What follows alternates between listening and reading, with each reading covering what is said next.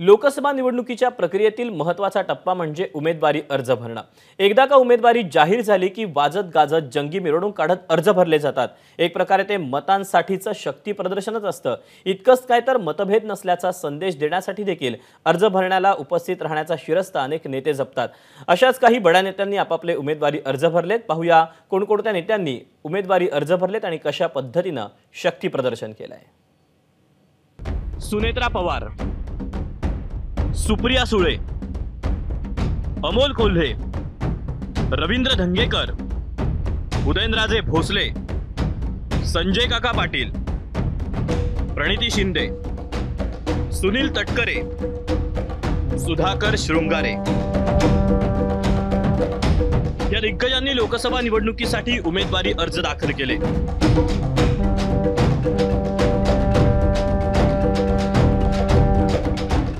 बारामती लोकसभा मतदारसंघातून सुनेत्रा पवारांनी उमेदवारी अर्ज दाखल केला। सुनेत्रा पवारांचा उमेदवारी अर्ज भरताना मुख्यमंत्री एकनाथ शिंदे, उपमुख्यमंत्री देवेंद्र फडणवीस आणि रामदास आठवले उपस्थित होते। तर बारामतीतून अजित पवार यांनीही डमी अर्ज भरला। यावेळी अजितदादांसोबत त्यांचे जुने राजकीय विरोधक विजय शिवतारे उपस्थित होते। सुनेत्रा पवारांचा अर्ज भरल्यानंतर महायुतीची जाहीर सभा झाली। या सभेत महायुतीच्या अजेंड्यावरचा मुद्दा होता तो म्हणजे लेक विरुद्ध सूनबाई। सुनेत्रा पवार यांच्याकडे फारच आहे चांगले गुण। सुनेत्रा पवार यांच्याकडे आहेत फारच चांगले गुण, तरी तुम्ही म्हणताय ती बाहेरची आहे सून। की सूनबाईंना पाठवा दिल्लीत आणि लेकीला ठेवा गल्लीत। एवढे दोन शब्द बोलून मी आपल्याला प्रचंड बहुमताने विजयी सभेसाठी भेटायचं आहे अशा प्रकारची अपेक्षा व्यक्त करते। जरी सुधीर मुनगंटीवारांनी महिलांबद्दल काहीही बोलले असले, दादा तिकडे द्रौपदी पर्यंत पोहोचले असले, या सगळ्या लोकांना बाई म्हणजे पॉलिटिकल टूल वाटते। आम्ही पॉलिटिकल टूल नाही आहोत तुमच्या प्रचाराचं, तुमच्या द्वेषाचं, हे कृपया समजून घ्या। देवेंद्र फडणवीसांनी देखील सून विरुद्ध मुलगी हा मुद्दा भाषणात बोलून दाखवला।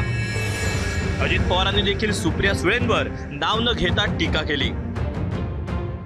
बाहेरच्या नाही, बारामतीकरांच्या मनामनातील सुनबाई असलेल्या सुनेत्राताई पवार, जिथपर्यंत माझी नजर जाते मला लोक दिसतायत।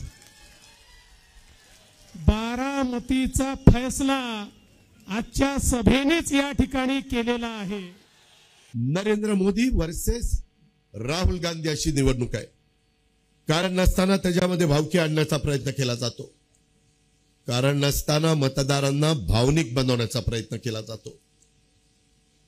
काही लोकांच्या घरी जाऊन त्यांना थोडंसं आपलंसं करण्याचा प्रयत्न केला जातो। 10, 15, 20 वर्ष अमोलदादा आणि मी संघटनेत आम्ही एकत्र काम करतोय आणि घटस्फोट होऊन 6 महिने झालेत। मग 18 वर्ष आमच्या दोघांच्या विरोधात कोणी न बोलणारे आज आमच्याबद्दल वैयक्तिक टीका करतायत। ते निधी काय लागेल तो निधी त्या ठिकाणी द्यायला आम्ही सहकार्य करू, पण जसं आम्ही पाहिजे तेवढा निधी तसं आमच्या मशीनमध्ये पण तेवढी बटणं दाबा काचा म्हणजे मला पण निधी द्यायला बरं वाटेल ना, नाही तर माझा हात आखडता येईल। पाहिजे तेवढा निधी देतो पण कचा कचा बटण दाबा। मी फार विनम्रतेने सांगू इच्छितो, जर असं वाटत असेल तर आपण लोकशाहीची थट्टा करतात, सत्तेचा हा उन्माद, सत्तेची ही जर एवढी मस्ती आली असेल तर एक सर्वसामान्य मध्यमवर्गीय माणूस म्हणून तुम्हाला सांगू इच्छितो, जो तुम्ही निधी देणार आहात ना तो तुमच्या खिशातला नाही, या मायबाप जनतेच्या टॅक्सच्या पैशातून तो निधी गोळा होतो। पुणे लोकसभेसाठी महाविकास आघाडीकडून रवींद्र धंगेकर यांनी उमेदवारी अर्ज दाखल केला, तर शिरूर लोकसभेसाठी अमोल कोल्हेंनी अर्ज भरला। माझ्यासारख्या सर्वसामान्य कुटुंबातल्या कार्यकर्त्याला काँग्रेस पक्षाने उमेदवारी दिली आणि पुणेकर सज्ज झालेत। येणारा काळ रवी धंगेकर हा कार्यकर्त्याचा असेल हा माझं मत आहे, कारण मी पुणेकरांसाठी मत मागतोय, पुणेकरांचा उमेदवार आहे आणि पुणेकर जिंकणार आहेत। सोलापूर लोकसभेसाठी प्रणिती शिंदेंनी अर्ज भरला। प्रणिती शिंदे यांना भगीरथ भालके आणि नरसय्या आडम यांनी पाठिंबा दिला। मनापासून आभार मानते जे जे लोक आज मला आशीर्वाद देण्यासाठी सामील झाले. गावागावावरून तांड्यावरून गावागावावरून स्वइच्छेने आज लोक आली. पण नक्की ही लढाई आता दिसून येत आहे की ही सगळ्यांची लढाई आहे. निवडणूक जरी माझी असली तरी विजय हा लोकशाहीचा झाला पाहिजे आणि सोलापूरच्या जनतेचा झाला पाहिजे. तिकडे साताऱ्यात उदयनराजे भोसले यांनी उमेदवारी अर्ज दाखल केला. उदयनराजे यांचा अर्ज भरताना मुख्यमंत्री शिंदे आणि दोन्ही उपमुख्यमंत्री सोबत होते.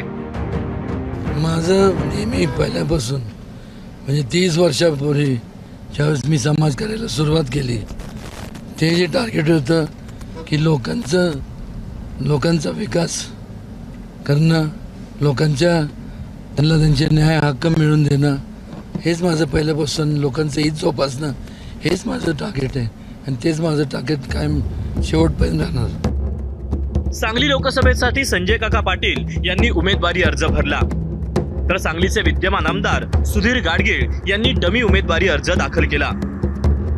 2 टर्मचा कारभार हा अतिशय विकासाच्या दृष्टीनं, गतिमान विकास करण्याच्या दृष्टीनं केलेला आहे. त्याची पोचपावती निश्चितपणानं भारतीय जनता पार्टी आणि आमचे सगळे मित्रपक्ष, घटक पक्ष यांच्या माध्यमातून आपणाला तिसऱ्यांदा मोठ्या मताधिक्यानं लोक याच्यामध्ये निवडून देतील. रायगडमध्ये राष्ट्रवादीचे उमेदवार सुनील तटकरे यांनी अर्ज भरला. अलिबाग जिल्हाधिकारी कार्यालयात अर्ज दाखल करताना महायुतीचे प्रमुख पदाधिकारी यावेळी उपस्थित होते. 45+ वय निर्धारपूर्वक आज या ठिकाणी जमानसाहेब ठरवूया, तुम्ही ठरवूया, उद्या सामंत ठरवतील, निश्चित ठरवतील, आपण सर्वांनी मिळून या ठिकाणी ठरवूया की 45+ जागा घेऊनच या महाराष्ट्रामध्ये महायुती निवडणूक जिंकेल. या पद्धतीने आपण त्या ठिकाणी काम करा.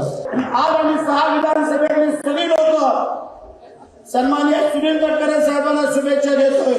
पण पुढच्या वेळेला ज्या 5 महिन्यांनी होणाऱ्या निवडणुकीमध्ये या 6 विधानसभेतील आपल्या उमेदवारांना तटकरे साहेबांनी भरघोसपणाने आशीर्वाद द्यायला पाहिजे, शुभेच्छा द्यायला पाहिजे. उमेदवारी अर्ज दाखल झालेत. आता पुढचे काही दिवस हे उमेदवार प्रचार सभांचा धडाका लावणार आहेत. 4 जूनला या उमेदवारांपैकी कोण संसदेत जाणार याचा फैसला होणार आहे. ब्युरो रिपोर्ट, एबीपी माझा. एबीपी माझा, उघडा डोळे बघा नीट.